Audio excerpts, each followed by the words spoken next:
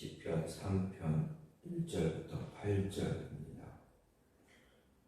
여호와여, 나의 대적이 어찌 그리 많은지, 일어나 나를 치는 자가 많으니이다. 많은 사람이 나를 대적하여 말하기를 그는 하나님께 구원을 받지 못한다 하나이다. 여호와여, 주는 나의 방패시오 나의 영광이시오 나의 머리를 드시는 잔이이시니이다.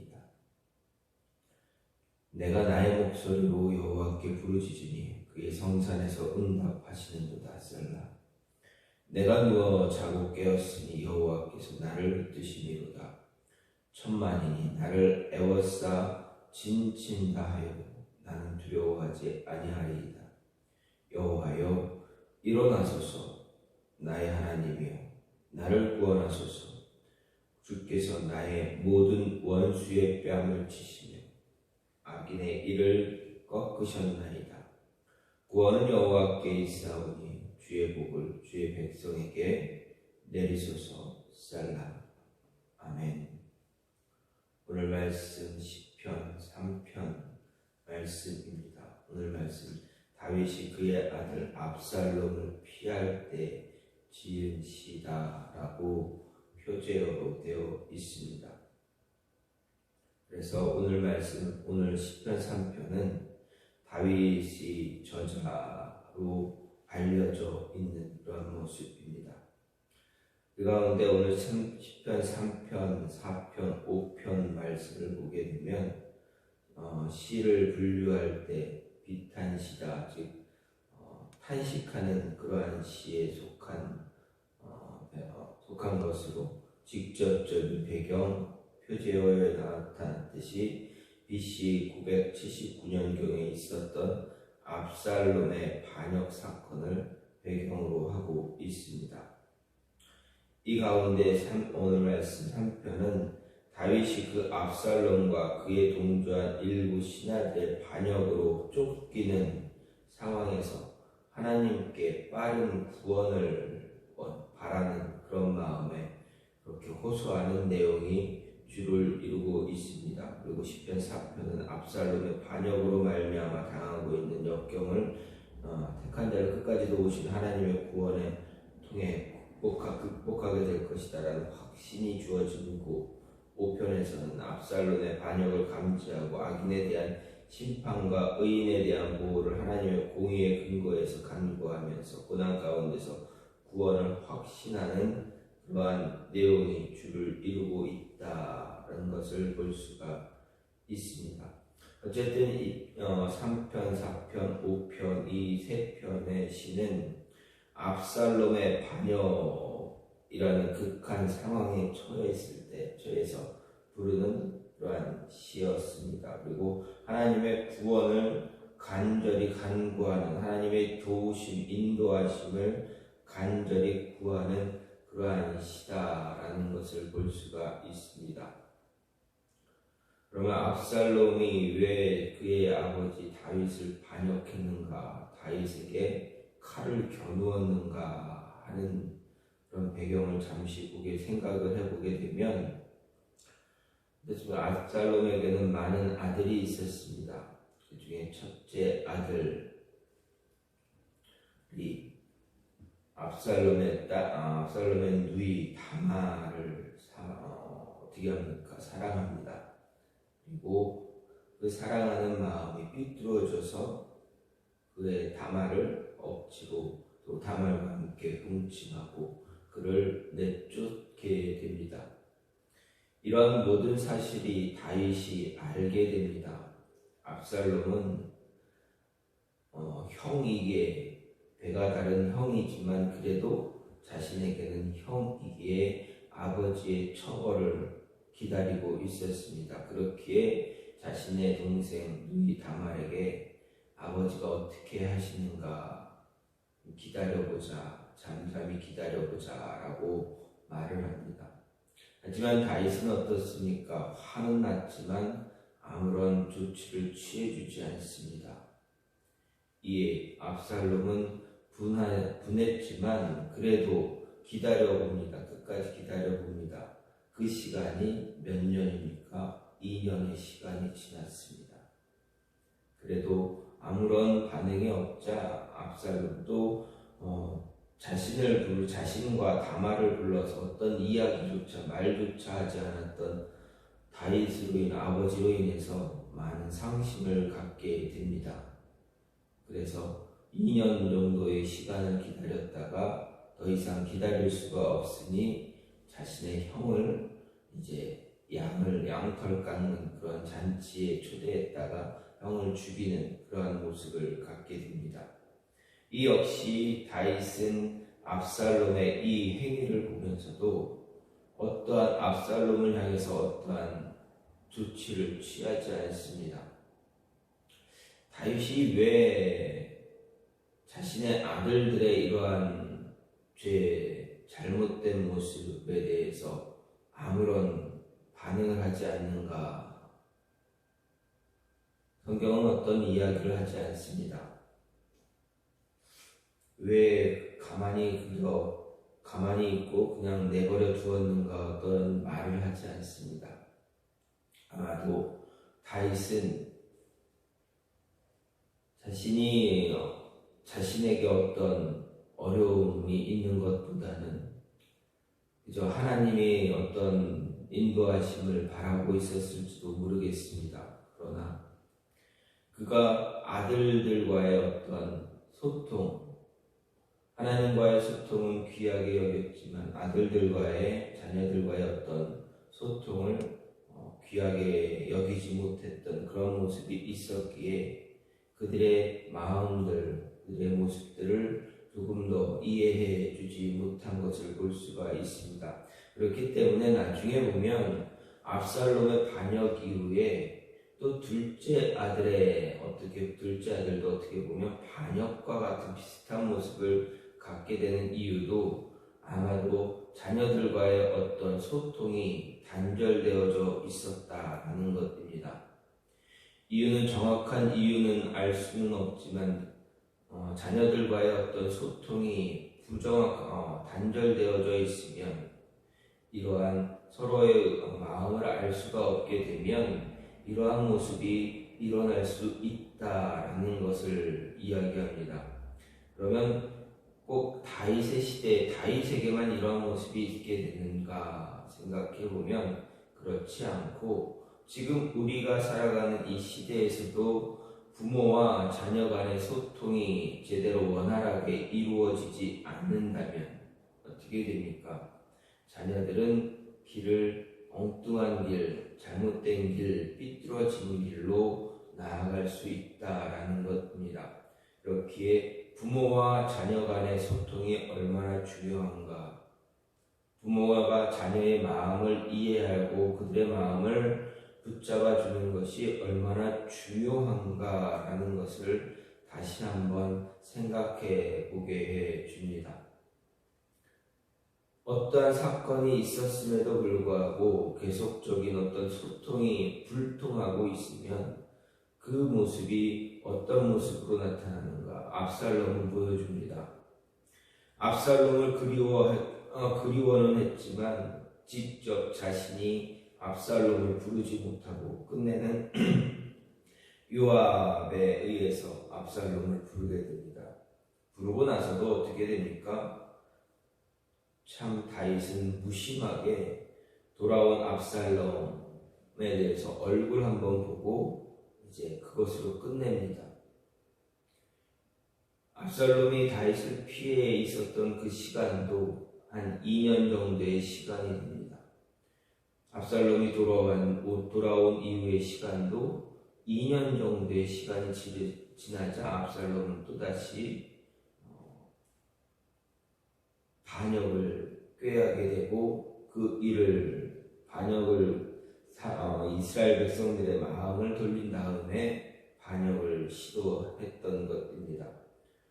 얼마나 아버지와의 어떤 소통이 얼마나 갈급했었는가.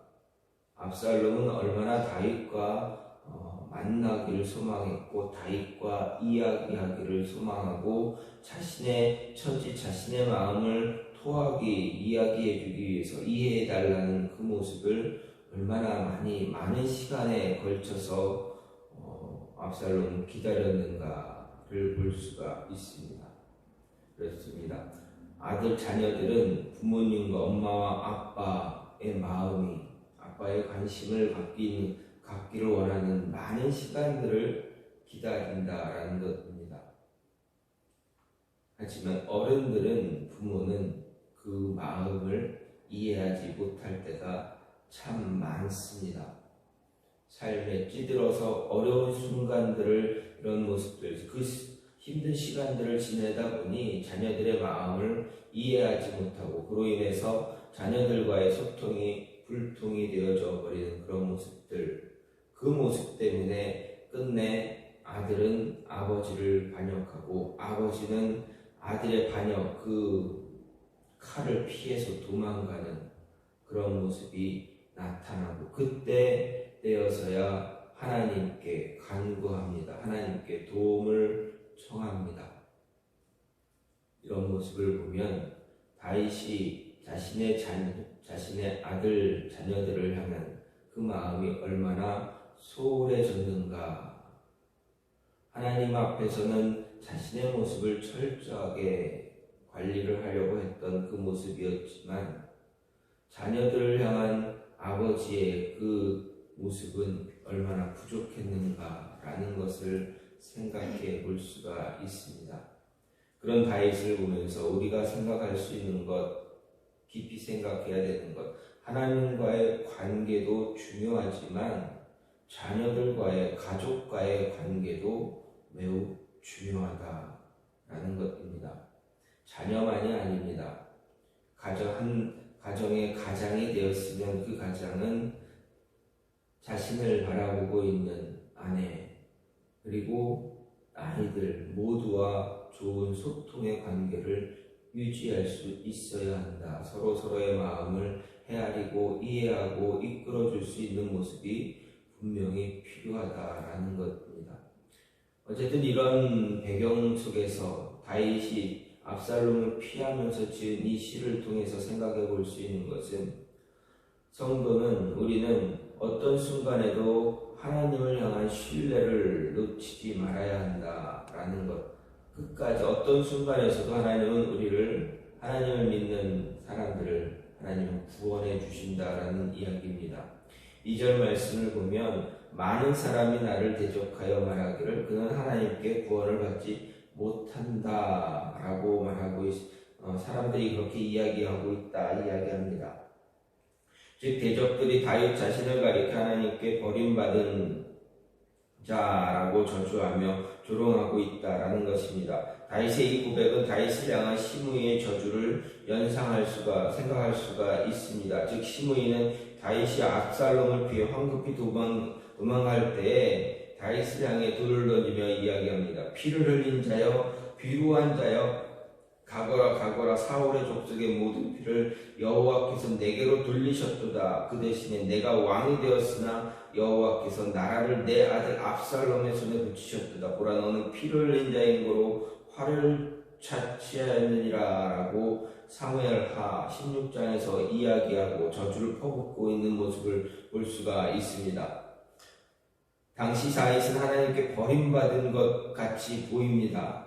하나님의 심판받아 망하는 것처럼 보입니다. 누구라도 다윗과 같은 상황을 보게 되면 그렇게 하나님께 도움을 받지 못한다라고 생각할 수 있습니다. 당시 다윗은 압살롬의 반역 때문에 속수무책으로 당할 수밖에 없었습니다. 대적들의 반역을 진압할 생각은 아예 하지 못하고 성 예루살렘을 버리고 황급히 도피할 길에 오르지 않으면 안 되는 그런 상황이었습니다. 누가 이러한 다윗을 보고 하나님의 도우심을 갖고 있다 생각할 수 있습니까? 다윗의 대적은 물론 많은 일반 백성들까지도 다윗이 하나님께 버림받았다라고 생각했습니다. 다윗이 다시 왕권을 회복할 것이라 생각한 사람 아무도 거의 없었습니다. 그런데 생각을 해보면 우리가 조금 더 깊게 생각해보면 다윗이 왜 압살롬의 반역을 알자마자 듣자마자 도망을 쳤는가 하는 것입니다. 과연 그가 압살롬을 대적할 만한 힘이 없었는가? 과연 대적했다면, 그 당시 압살롬과 싸웠다면 과연 압살롬에게 전쟁에서, 싸움에서 패할 수밖에 없었는가 하는 것입니다. 아마도 다윗이 피하지 않고 압살롬과 싸웠다면 패하지 않았을 것입니다. 왜 그렇습니까? 다윗에게는 아직도 정의 군대가 있기 때문에 그렇습니다. 그를 돌보는 정의 군대가 성에 있습니다. 그리고 싸움에 능한 장수 요압도 있습니다. 그리고 하나님이 다윗의 편에 아직도 서 계시기 때문에 다윗이 잠시 죄를 지었다 했을지라도 하나님이 이미 그 죄에 대한 용서를 하셨기 때문에 다윗이 압살롬과 맞서 싸웠다 할지라도 패할 이유는 없습니다. 분명 하나님께서 도우시고 다윗의 왕권을 압살롬에게 넘겨주지 않으셨을 것입니다. 왜 그렇습니까? 이유가 어디서 확신할 수가 있습니까? 만약에 압살롬에게 왕권을 넘기셨다면 다윗이 도망갈지라도 다윗과 압살롬의 군사가 싸웠을 때 다윗의 군사는 패해야 하는 것이 정석입니다. 하나님이 그에게 왕권을 넘기셨다면 전쟁에서 압살롬의 군대와 다윗의 군대가 전쟁을 했을 때, 싸웠을 때 다윗의 군대가 패해야 하는 것이 맞습니다. 그런데 어떻게 됩니까? 다윗의 군대가 패하지 않고 도리어 압살롬이 죽게 되는 상황이 되어 버립니다. 그렇다면 다윗은 왜 그 싸움을 피하고 도망갔는가? 왜 사람들이 말하는 것처럼, 다윗의 대적들이 말하는 것처럼 하나님께 구원받지 못한 그런 모습을 보이면서 도망쳤는가라는 것입니다. 다윗은 하나님께 버림받았다라고 생각하지 않았습니다. 절체절명의 위기에 처한 것은 사실이지만 여전히 하나님은 자신을 보호하고 계신다라고 생각하고 있습니다. 그렇게 3절 이하의 다윗의 고백을 보면 다윗은 하나님을 향해서 나의 방패라고 고백합니다. 나의 방패시오, 나의 영광이시오, 나의 머리를 드는 자, 나의 목소리로 여호와께 부르짖으니 성산에서 응답하시는 자, 나를 붙드신다, 내가 누워 자고 깨었으니 하나님이 나를 붙드신다 라고까지 고백하는 그 모습이 있습니다. 즉 다윗은 자신의 생명이 경각에 처한 상황에서도 하나님께서 자신을 지켜주심으로 말미암아 평안히 자고 깨고 있다라고 말합니다. 반란의 세력에게 쫓기는 상황에서도 평안히 잠을 잘 수 있다는 것은 하나님의 보호를 확신하지 않고는 도무지 불가능한 일입니다. 다윗이 어떻게 이렇게 확신할 수 있는 그 모습, 그 고백을 할 수 있는가? 그가 사울에게 쫓길 때 하나님은 다윗을 단 한 차례도 보호하지 않은 적이 없다라는 것을 그가 경험했기 때문에 그렇습니다. 그 오랜 시간 동안 사울의 칼을 피해서 도망 다닐 때 다윗 얼마나 많은 어려움을 경험했습니까? 주변에 많은 사람들, 자신이 구원해 준 그 사람들, 그들의 배신을 얼마나 많이 경험했습니까? 구원의 손길을 베풀었음에도 불구하고 다윗에 의해 구원받았음에도 불구하고 다윗을 배신해서 사울에게 다윗이 여기 있습니다, 잡아가십시오 라고 하며 성문을 열어주는 그런 사람들, 그 모습도 경험하지 않았습니까? 그렇게 다윗에게는 확신이 있었습니다.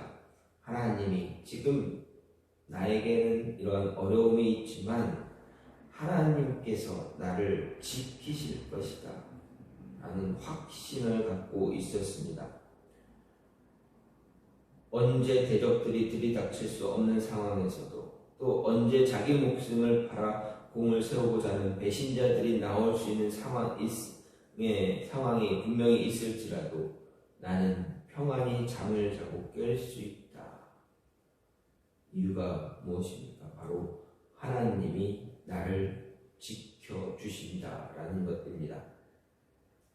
그래서 6절 말씀을 보면 천만인이 나를 에워싸고 진친다 해도 나는 두렵지 않다라고 고백하고 있습니다. 자신에게 하신 하나님의 약속 그가 철저하게 믿었기에 그가 흔들리지 않을 수 있었습니다. 하나님은 다윗에게 그가 범죄하면 인생 막대기와 채찍으로 징계는 하시되 결코 버리지 않을 것이다 라는 약속을 사무엘하 7장에서 분명하게 주셨습니다. 다윗은 이런 하나님의 약속을 믿었기에 많은 사람들이 저는 하나님께 도움받지 못한다라고 저주하며 조롱하는 것에도 당연하게 보이는 그 위기 상황에서도 하나님 바라보며 낙담하지 않고 절망하지 않았습니다. 하나님은 우리를 향해서도 다윗에게 주셨던 것 같은 그런 약속을 분명하게 주십니다. 하나님은 우리를 향해서 내가 과연 너희를 버리지 아니하고 과연 너희를 떠나지 아니하리라 라고 히브리서 13장에서도 분명하게 약속하셨습니다. 이 약속은 본래 하나님의 택한 백성인 이스라엘 백성들에게 주신 것인데 히브리 기자가 신약 성도들 우리들에게 적용시켜준 것입니다. 하나님은 이 약속대로 자신의 백성을 버리는 법이 없습니다. 하나님은 자신의 백성 이스라엘이 범죄하면 징계는 하시지만 그들을 버리지 않고 나중에는 다시 회복시켜 주시는 그런 모습, 그런 은혜를 계속적으로 보여주셨습니다. 오늘 우리에게도 마찬가지입니다. 우리 영적 이스라엘인 된 우리에게도 마찬가지입니다. 우리는 하나님의 백성이고 자녀입니다. 하나님은 구약 이스라엘을 보호하시고 지키신 것처럼 우리 또한 영원히 지키고 보호하실 것이다 라는 것입니다. 따라서 우리는 하나님의 그 약속을 믿고 붙잡을 수 있어야 한다. 힘들고 어려운 상황, 우리에게 많은 상황들이 다가오겠지만 하나님이 우리를 끝까지 지키실 것이다 라는 그 믿음, 그 신뢰를 버리지 말아야 한다라는 것입니다. 다윗에게는 어쩌면 압살롬이 반역했을 때 어떻게 보면 우리가 생각해 보면 이 시기가 다윗에게 정말 가장 어려운 시기였다라고 생각해 볼 수도 있지만 정작 다윗에게는 압살롬이 자신을 반역하는 이 순간이 가장 어려운 힘든 시기이기보다는 다윗에게 가장 힘든 시기는 하나님의 징계가 있을 때였을 것으로 생각할 수가 있습니다. 왜냐하면 하나님께서 다윗에게 주신 약속이 있기에 그는 세상의 대적들로 위협을 받을 때 크게 어려워하지 않았다라는 것을 볼 수가 있습니다. 또한 다윗의 이 모습을 보면서 우리는 동일하게 생각하고 동일한 믿음 가질 수 있어야 합니다. 분명 우리가 감당할 수 없는 그러한 시험들, 어려움들 다가오겠지만 생각을 해보면 그 시험보다는 어려운 순간보다는 하나님과 나와의 관계가 잘못되어져 있는가 아니면 바른 길 바르게 잡혀져 있는가 그것이 더 중요하다. 그 관계가 잘못되어져 있을 때가 더 큰 위기다라는 것 우리는 잘 기억해야 합니다. 그래서 하나님의 도움의 손길을 끊임없이 기다리며 그 도움의 손길을 붙잡을 수 있는 모습 가져야 합니다. 하나님을 향한 믿음, 하나님을 향한 신뢰 놓지 말아야 한다라는 것, 오늘 말씀을 통해서 생각해 볼 수가 있습니다.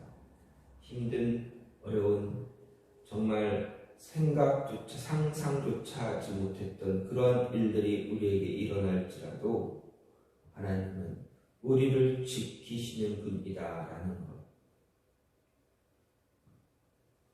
그것을 믿고 따라갈 수 있는 저와 여러분이 되기를 간절히 소망합니다. 지금 같이 기도하기로 원하는 것은 어떤 순간에도 우리가 하나님의 손길을 놓지 않게 해달라고,